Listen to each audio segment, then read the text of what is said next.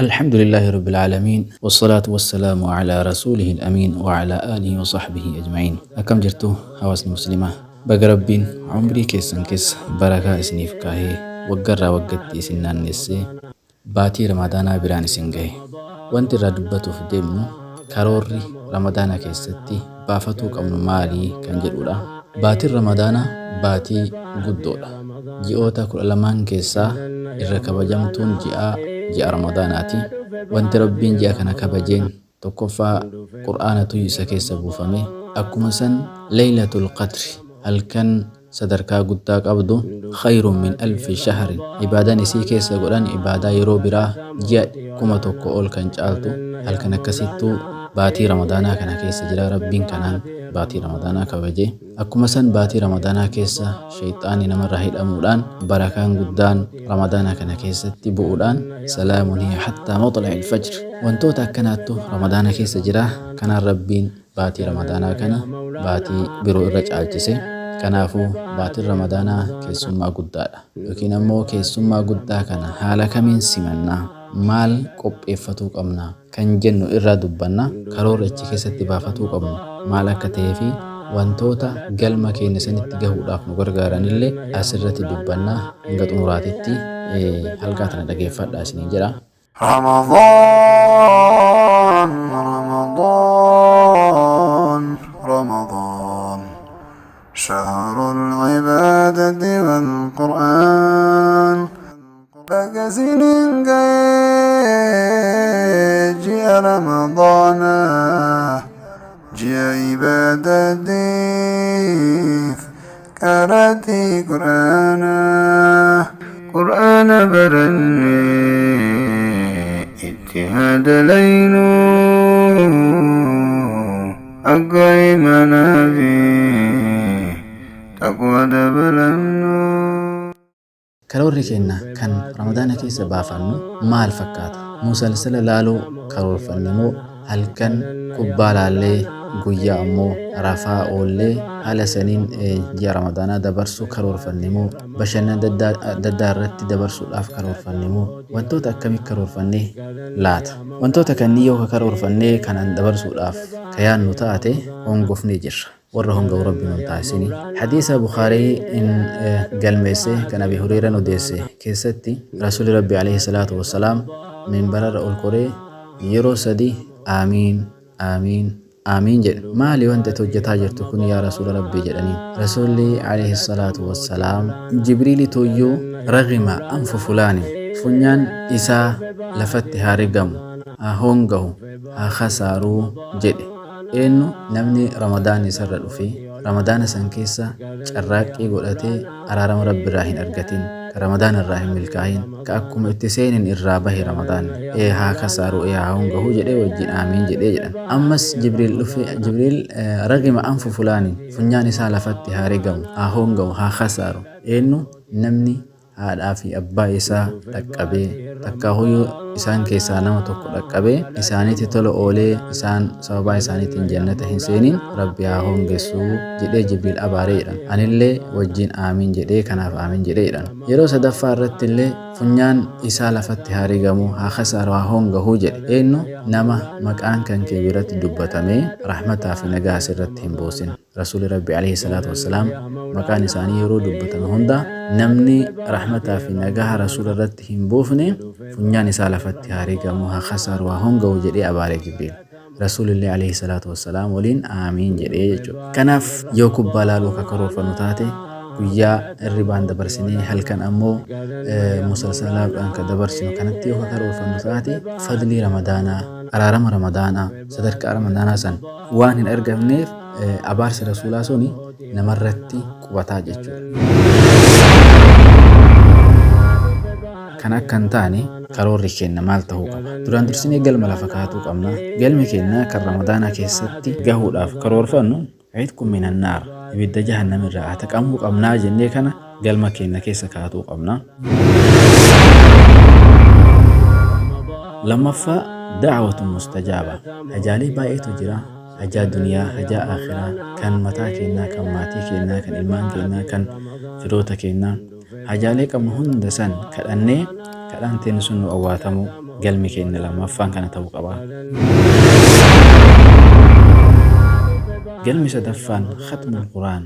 Quraana kana yeroo hedduu khattamu karoorfannee yeroo tokko khattamu yeroo lama khattamu hamma dandeettii kenna quraana yeroo hedduu buusuu galma keessa kaa'uu qabna.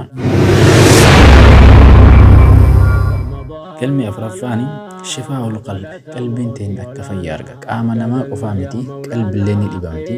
Maasiyaa yoo baay'atteetiin jetti qalbiin namaatu nu gurraachofti jedhanii gurraachoftee gurraachummaan sun yoo qalbii guutuu walgaheetiin jedhe wanta takka hin argitu hin dhageettu haqaan argitu jallinna keessatti achi fagaatti. Kanaaf maasiyaa san irraa qulqulleessuudhaaf qalbiin teenya tan shakkii summaariyaa wantoota adda addaatiin dhibamti sun akka fayyaa argatu kana galma keessa kaa'uu qabna. Galmi keenya shanaffaan husnul alaaqati birabbina. Hariiroo keenya kan rabbii wajjin qabnu cimsachuu waan durii caalaa jajjabeeffatu rabbitti dhiyaatudha. Galmi keenya jahaffaan sabaat baada ramadaan. Baatii ramadaanaa qofa rabbiin gabbarree yoo ramadaanni bahee rabbi irraa garagaluu miti akka ramadaana boodallee ibaadaa kan aadaa godhannee achirra gad dhaabbannu kanarratti rabbiin kadhatu sabaata argatu kanas galma keessa kaa'uu qabna. Galmi keenya torbaffaan التفقه في أحكام الأصيام. أحكام الصوم baatii ramadaanaa kana keessa guutumaan guutti jalqabarraa hanga xumuraatti sirritti baratu kanas karoora keenya keessa kaa'uu qabna. Galma kanniinitti gahuudhaaf maaltu nu gargaara? Galma kanniinitti gahuudhaaf carraaqqii guddaa nama barbaachisa. Wantoonni irratti carraaqqii goonu sun maal fa'a? Tokkoffaa salaata irratti tiifatu. Salaata yoo jennu salaata waajibaa, salaata sunnaa, salaata taraawiyaa, salaata tahajjudaa, salaata kamii haa taatu tokkollee dhiisuu hin qabnu. Ramadaana keessa dachaa taatee namaaf herregamti waan taateef. Salaanni sunnaadhaa ramadaana keessa akka salaata waajibaatitti namaaf herregamti. Sadarkaan isaa ol guddate jechuudha. Kanaaf salaata irratti tiifamuudha. Jama'aan salaatu yeroo isaa irratti salaatu. Lammaffaa du'aa kadhaa baay'isuudha. Kadhaa yeroo du'aan itti awwaatamtu hunda keessatti kadhaa baay'isuu. Sadaffaa almunaajaat biddu'aa qabla alfuxuur. Otoo hin faxxarreen duratti yeroo magribaa jechuudha yeroo hunda rabbiin kadhatudha. Yeroon sun yeroo du'aayin namaa qeebalamtu. Du'aa ussaa'im tuqbal laa turatti. Du'aayin keessattuu yeroo fuxuurri gaheetiin jedhe rabbiin kadhatan hin qeebalamti. Kanaaf yeroo san hunda yeroo sanitti fayyadamanii du'aayii kadhatuudhaan galma jenne sanitti gahuu danda'an. Afuraffaa khatmul qur'aanii akthara min marra. Yeroo baay'ee quraana khattamuudha. Quraana akkuma baay'ifnee qaraanuun sababni isaallee namaaf baay'ata. Namni harfii takka qara'ee sababa 10 argata, kalama qara'ee 20 argata, kan khattame homeeqa argata, kan yeroo hedduu khattame homeeqa akkasumatti wal caalaa deemaa jechuudha. Namni quraana kana ramadaana keessa yeroo tokko khattamuu barbaade salaata 5 booda safaa 4 qara'uu qaba. Namni yeroo 2 khattamuu barbaade immoo salaata 5 booda safhaa 8 qara'uu qaba. Namni yeroo 3 khattamuu barbaade salaata 5 booda safhaa 12 qara'uu qaba. Akkuma san wantoonni galma sanitti gahuu irratti nama gargaaranirra zikrullaahi guyyarraa zikrii rabbii baay'isuudha. Yeroo 100 yeroo 1000 zikrii gochuudha. Akkuma san salaata ala nabi sallallahu alaihi wasallam rasuul irratti salawaata baay'isuudha. سيد الاستغفار بائسودا. اللهم أنت ربي لا إله إلا أنت خلقتني وأنا عبدك وأنا على عهدك ووعدك ما استطعت أعوذ بك من شر ما صنعت أبوء لك بنعمتك علي وأبوء بذنبي فاغفر لي فإنه لا يغفر الذنوب إلا أنت. سيد الاستغفار جرى مدعينكم كان بائسودا.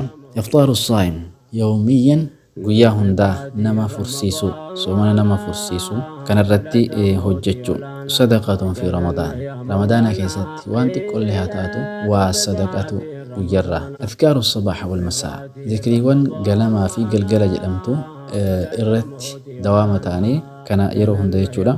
Salaata duhaa guyyaa hundaa salaatuudha. Akkuma san salaata subhii yeroo salaanne masjida keessa turree hanga aduun baatutti masjida keessa quraana qara'aa zikrii godhaa turree yoo duhaa salaannee achii kabaanu taate akka nama umraa godheetti rabbiin namaaf herrega. Sawaaba guddaa qaba. Kanarratti illee hojjechuudha. Kana yoo hojjenneetiin hin jenne galma dura jenne san itti gahuudhaaf salphaadha jechuudha. Yoo kanniin kan hin hojjenne taate ammoo ayitkum minan naar ibiddarraa taqamuun, du'aayin nama awwaatamuun, qalbiin namaa fayyaa argatuun, hariiroo rabbii cimsachuun, eega ramadaanni bahellee ibaadaa amma jenne kanarratti aadaa godhatanii dawaama ta'uun hin jabaata. Wantoota kan argatuudhaaf wasaa'ila kanarratti hojjetutu barbaachisaa jechuudha. Hadaa wabillaahi tawfiiq. Wassalaamu alaikum warahmatullaahi wabarakaatuh. رمضان رمضان رمضان شهر العبادة والقرآن فكسن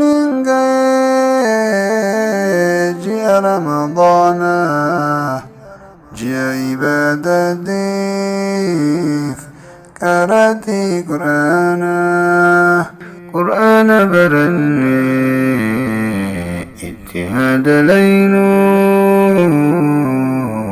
أقوي منابي تقوى دبلنو